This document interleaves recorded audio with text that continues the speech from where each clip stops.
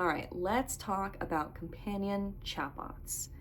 These are an AI tool that have garnered a lot of attention in the media as of the past couple of years, and they have a pretty strong user base. Millions of people interact with companion chatbots on the daily, and these AI chatbots are a little bit like a relational ChatGPT in the sense that people seek out interactions with these companion chatbots for the sake of having a general conversation as if they're talking with another human.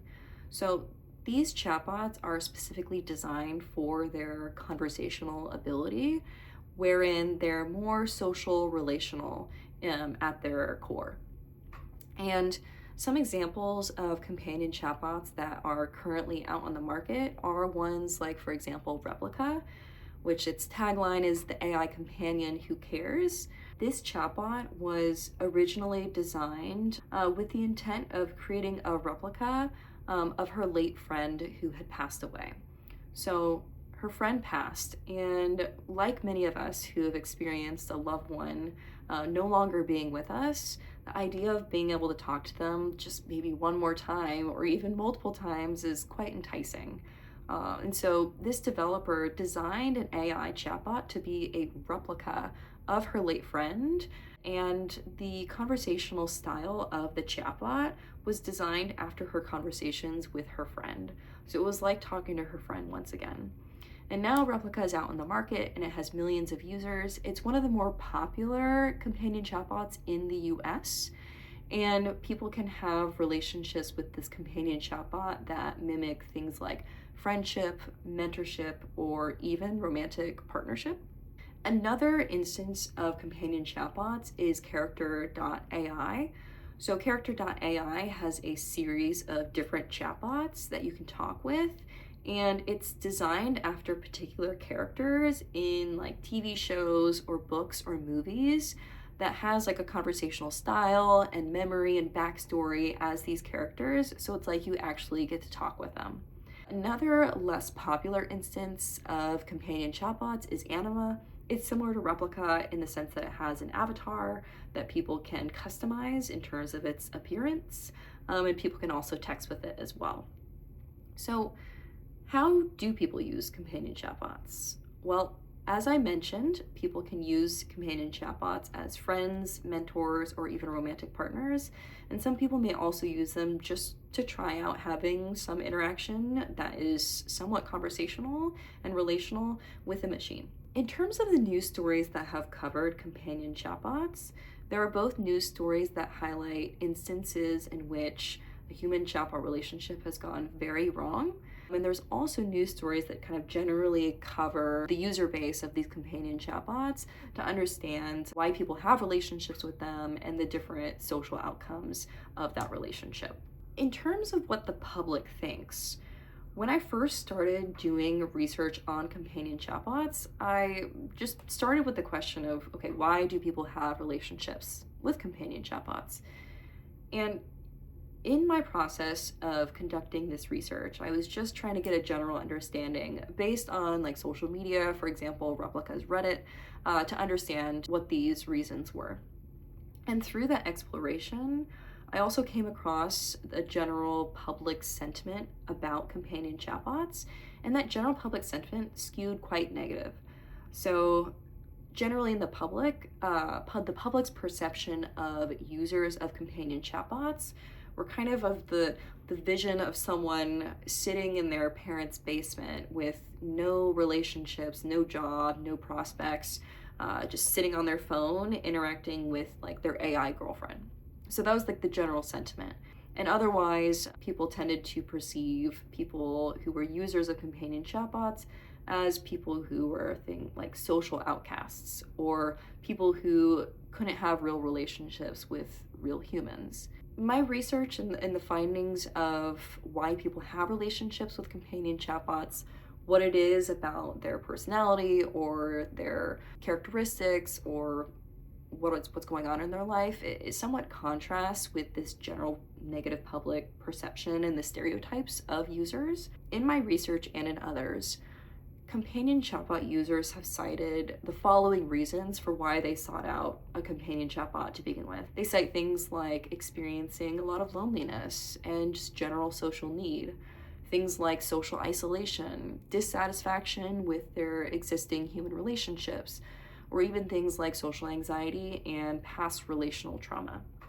And so these users sought out a companion chatbot, sometimes for the sake of just having someone to talk to that was reliable and would always respond and was generally positive in their responses.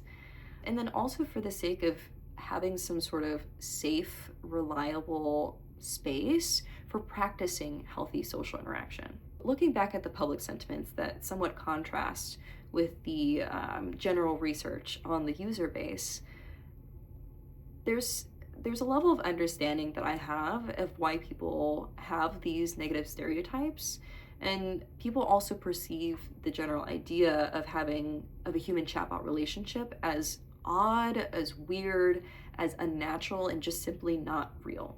And in my research, when I surveyed the general population to understand their perceptions of human chatbot relationships and of users, one person cited that it's a sad world we live in if these things are real.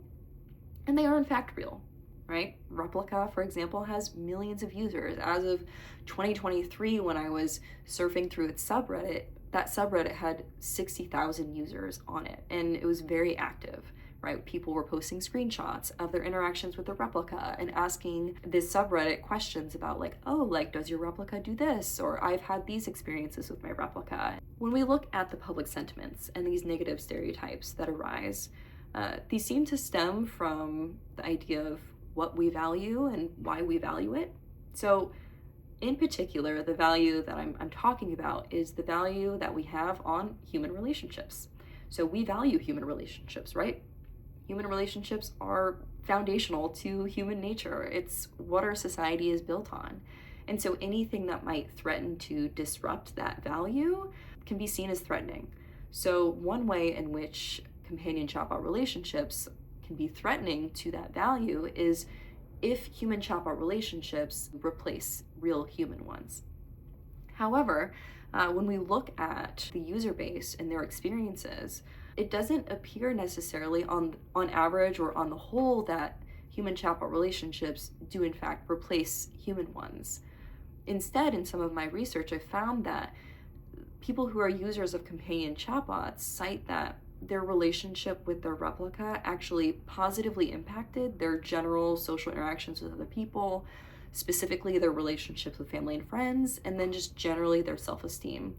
And others even cited that their replica prevented them from self-harm and actually helped them rebuild skills to then take into the real world to help maybe repair pre-existing human relationships or build new healthy ones. For that user base and the negative sentiments of the public about them, the question is, okay, if we value human relationships and value healthy ones, how is it that people attain that? And it appears as though one way that people can attain that is through having a relationship with a companion chatbot, or at least having regular interactions with them. But there are also alternatives to this. And I think that's one of the reasons why human chatbot relationships are seen as unnatural and weird and wrong. So one alternative of creating healthy human relationships is simply by going out and trying, right? And for many people, this is natural. Right? It's natural to create connections with other people and for maintaining healthy ones. But for others, for example, those within the user base that I've surveyed, this alternative is not really that accessible to them. Things like social anxiety or past relational trauma might prevent this alternative from being viable or accessible. Another alternative is something like therapy. So going to therapy to help figure out how to regain social skills or to lessen social anxiety, to help with building and maintaining healthy human relationships. And once again, this alternative may not necessarily be accessible to those like the user base of companion chatbots, right? Therapy can be expensive. And so when we think about what we value and why we value it, human relationships, and the alternatives and the accessibility of gaining that, there's something about a human chatbot relationship that may seem a little bit more accessible or viable or positive in its own right. Of course, there are instances in when it's not valuable or positive, and we'll talk more about those. But companion chatbots are free. If you have internet and access to a device, it's most likely that you can just go online, type in something like replica or character.ai, and start chatting with a chatbot. So when we look back to the news and these instances in which a human chatbot relationship went really wrong, we can learn something about the context of our society and how to respond to companion chatbot use and regulation of it. In one instance, someone who had regular interactions with a companion chatbot had an intention to assassinate Queen Elizabeth. And allegedly, through these interactions with the chatbot encouraged this person to take steps toward attaining that goal. Luckily, despite taking those steps, that goal did not come to fruition. But this is, a way to highlight a time in which the interactions with the chatbot perhaps amplified the potential for this outcome. In another instance, a child had regular interactions with a companion chatbot on character.ai, and the companion chatbot encouraged self-harm. What happened is that this individual ended up taking their own life. There are clear instances in which human chatbot relationships can be very harmful. I think there are two questions that are very important to consider and answer when thinking about these instances. One question is, why did these individuals seek out interacting with a companion chatbot to begin with? What were their motives or reasoning or predispositions or current contexts that led them to do so? And secondly, what was it about the interactions with the chatbot that amplified or encouraged these negative outcomes to occur? I think answering those two questions are vital for understanding how to respond to companion chatbots and consider regulating them, and also considering more ethical development of them and including safeguards like mental health hotlines or flags when it appears that the individuals who's interacting with the chatbot might harm themselves or others. In terms of my recommendations, one of my recommendations is for developers, especially at the ideation phase. For example, if a developer is deciding, I want to create a companion chatbot for X, Y, or Z reason, I would encourage at this ideation phase to answer a couple of questions. One of those questions being, why build this tool? What's the reasoning for it? What alternatives to this tool are there? And another question is, who is this tool intended to help?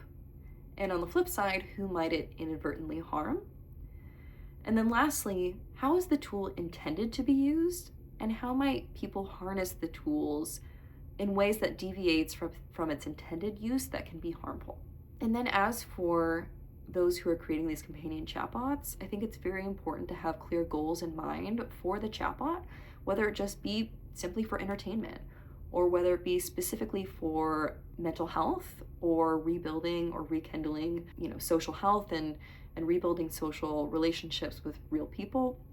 It's really important to have those goals in mind and to have safeguards in place for when those goals should be met and how long the human chatbot relationship should last, and whether or not the chatbot should encourage real social interaction once a user, for example, has gotten to a certain point of meeting their goals of relieving social anxiety or building certain skills.